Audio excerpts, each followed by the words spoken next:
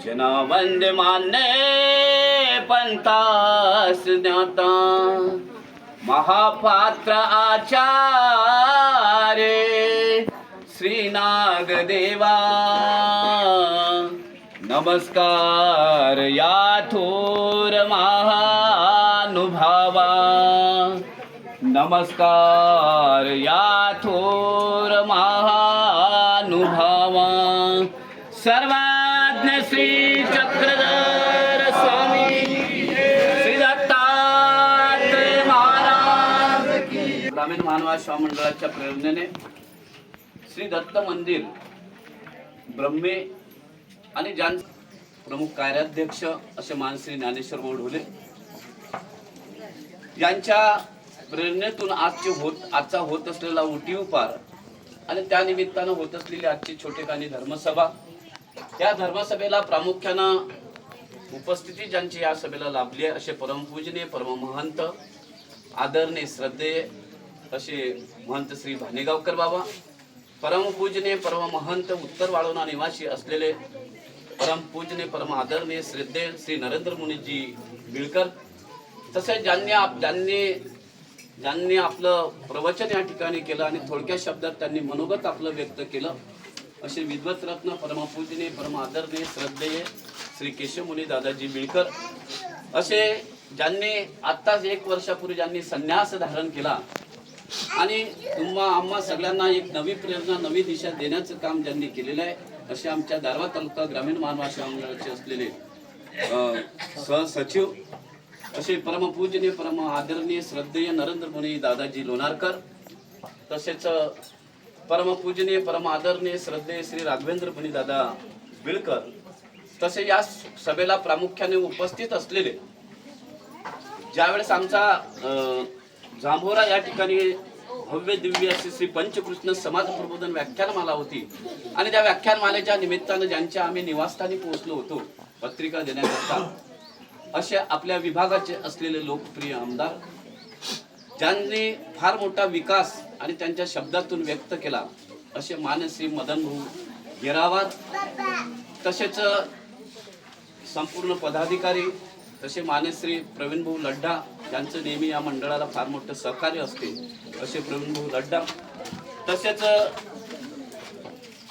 दत्ता भाऊ राणे, तसेच या ठिकाणी गजान भाऊ गुल्लाने, तसेच डॉक्टर रमेशजी जाधव, तसेच आमच्या दारवा तालुका ग्रामीण मानवाश्रम मंडळाचे असलेले प्रमुख अध्यक्ष ज्यांच्या हस्ते या ठिकाणी ध्वजारोहण संपन्न झाले असले मान्य श्री श्रीकांत भाऊजी अवचट, ज्यांचं या ठिकाणी सूत्रसंचालन या ठिकाणी चालू आहे. ज्यावेळेस ते सूत्रसंचालन करतात त्यावेळेस असं वाटते त्यांचंच प्रबोधन ऐकावं आणि ऐकतच राहावं असे आमचे विदर्भ कीर्तन सम्राट मान्य श्री दादारावजी उके या ठिकाणी प्रामुख्याने उपस्थित असलेले मंडळाचे पदाधिकारी आहे.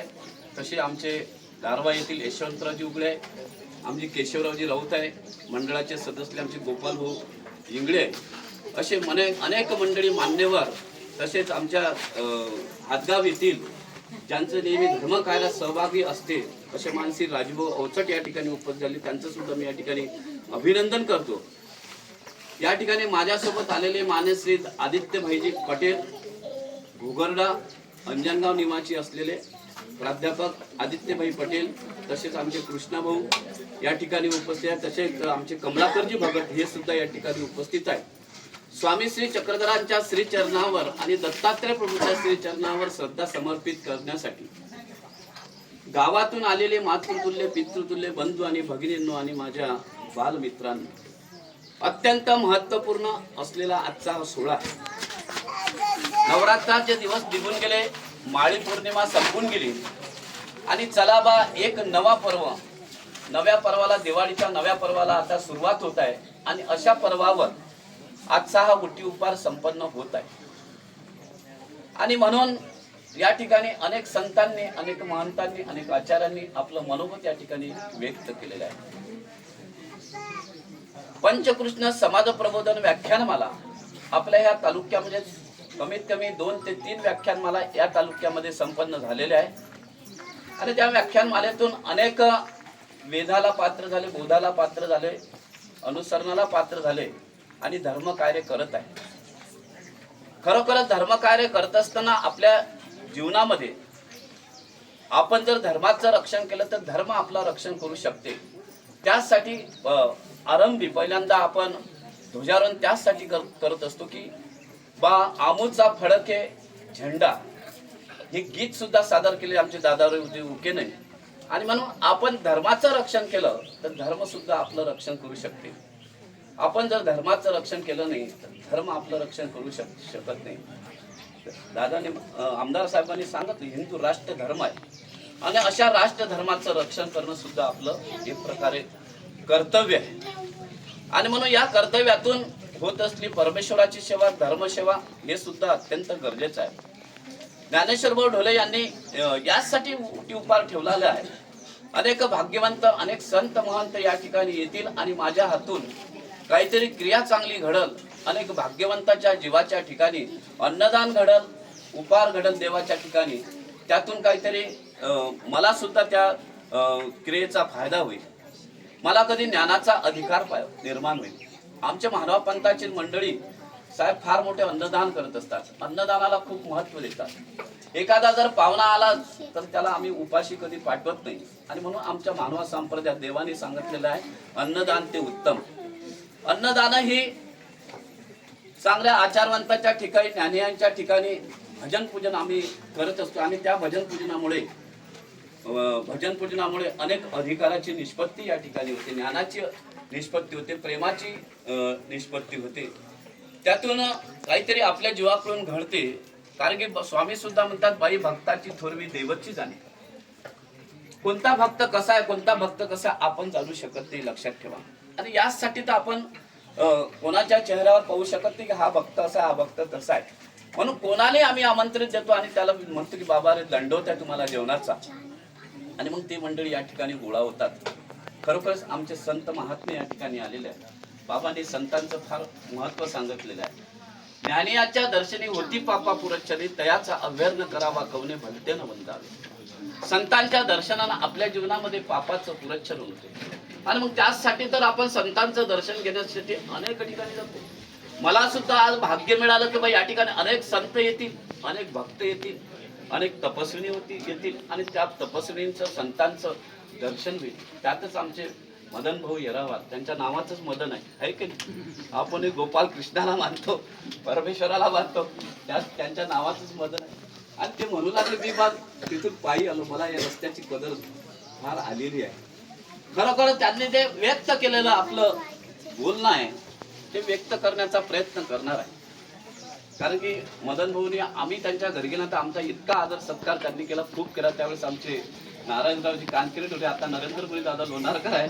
आणि त्यावेळेस सुद्धा सत्कार केला आणि कार्यक्रमाला सुद्धा उपस्थित होते. आणि म्हणून हे अत्यंत जुनं असलेलं स्थान आहे. मी वयाच्या 36-38व्या वर्षी मी जांभोऱ्याला कमीत कमी 5 दिवस होतो नामस्मरणाला. आणि नामस्मरणाला असताना हिरपूर येथील परिवार, काही आमचा शिरसो येथील परिवार मी मुक्कामी असताना त्यावेळेस आमच्या या मंडळीची मुक्कामी ओळख सुद्धा नव्हती या मंडळीची, लक्षात ठेवा. आणि त्यावेळेस मी रोज यायचो वनदेवावरून. आम्ही पहिल्यांदा देवाजवळ बसायचो आणि मग वनदेवला यायचं. वनदेव काढवा आता वेळ आहे आपल्याला, हो बराच काही वेळ आहे. आणि मग तिथून निघालो पायी. तिथून आम्ही पायी येत होतो, इथं दर्शन करत होतो, अजून पुन्हा जांभोऱ्याला जात होतो. असे आम्ही 5 दिवस त्या स्थानाचं दर्शन घेतलं मंडळी. खरोखर हे स्थान अत्यंत महत्त्वपूर्ण, जुन्या लोकांनी या ठिकाणी केलेलं हे महत्त्वपूर्ण स्थान आहे. त्या स्थानाचा फार अभिमान फार मोठा आहे. अनेक लोकांना या स्थानातून अनेक चमत्कार या ठिकाणी झालेला आहे. बाबांनी सांगितलं की तुम्ही पहा फक्त विडा ठेवा आणि तुम्ही त्याची प्रचिती घ्या. आमचा हा मानव पंथ प्रचिती पंथ आहे. कारण की अंधश्रद्धेला न मानणारा पंथ आहे, लक्षात ठेवा. आम्ही ज्या वस्तूला जसंच्या तसं म्हणणारा हा मानव पंथ आहे. आम्ही कुठेही देव मानत नाही. जिथं आमची श्रद्धा असते, जिथं खरोखर ज्ञानाची निष्पत्ती जिथं आहे आणि ज्ञान आहे डोळसपणे ज्या ठिकाणी आहे त्याच ठिकाणी आम्ही आमचं मस्तक आम्ही त्या स्थानाला किंवा त्या विशेषाला किंवा त्या पाषाणाला आम्ही दंडोत करतो. आम्ही कुठेही दंडोत करत नाही आणि कुठेही आम्ही देव असा निर्माण करत नाही, लक्षात ठेवा. आणि मग देव तो दाना वाचक, देवाची शब्दच अशा आहेत. देव तो देणारा, आणि तुम्ही या ठिकाणी आले, तुम्हाला सुद्धा देव देणारच आहे, कारण की आमचे संत पाठीशी आहे. त्या संतांचा आशीर्वाद तुमच्या पाठीशी राहो अशी या ठिकाणी मी प्रार्थना करतो. आमचे दारव्हा तालुका ग्रामीण महाराष्ट्र मंडळाचे असलेले अध्यक्ष ज्यांनी ध्वज असा फडकवलेला, हा दारव्हा तालुका ग्रामीण मानवा सेवा मंडळाचा ध्वज आपल्या जीवनामध्ये असाच फडकत राहू. समाज प्रबोधनाचे कार्य आपल्याकडून मंडळाकडून घडत राहू एवढीच या ठिकाणी प्रार्थना करतो. आपण एकाच कार्यातून याच ठिकाणी फार मोठा अत्यंत रोडची गरज आहे.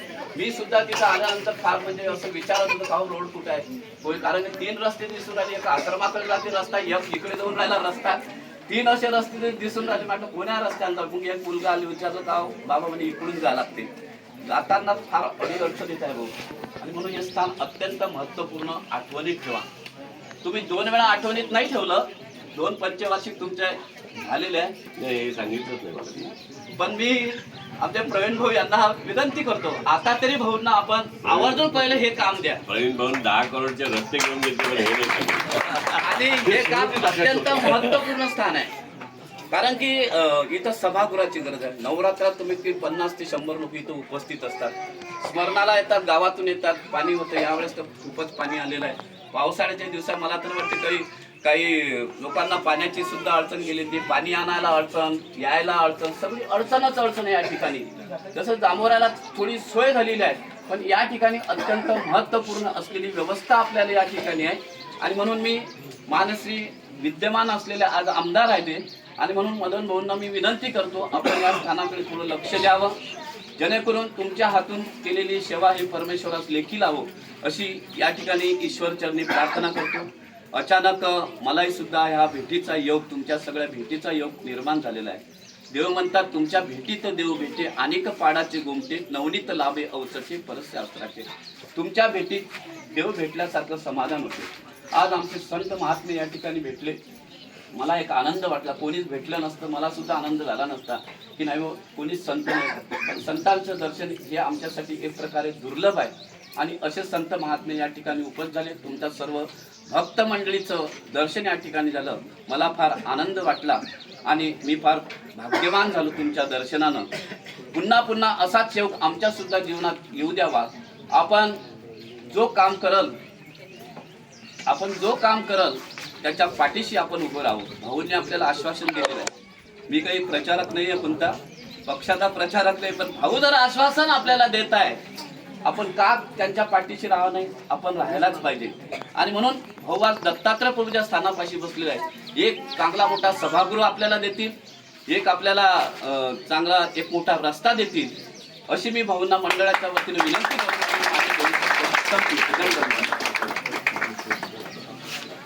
धन्यवाद. या ठिकाणी बोलतात.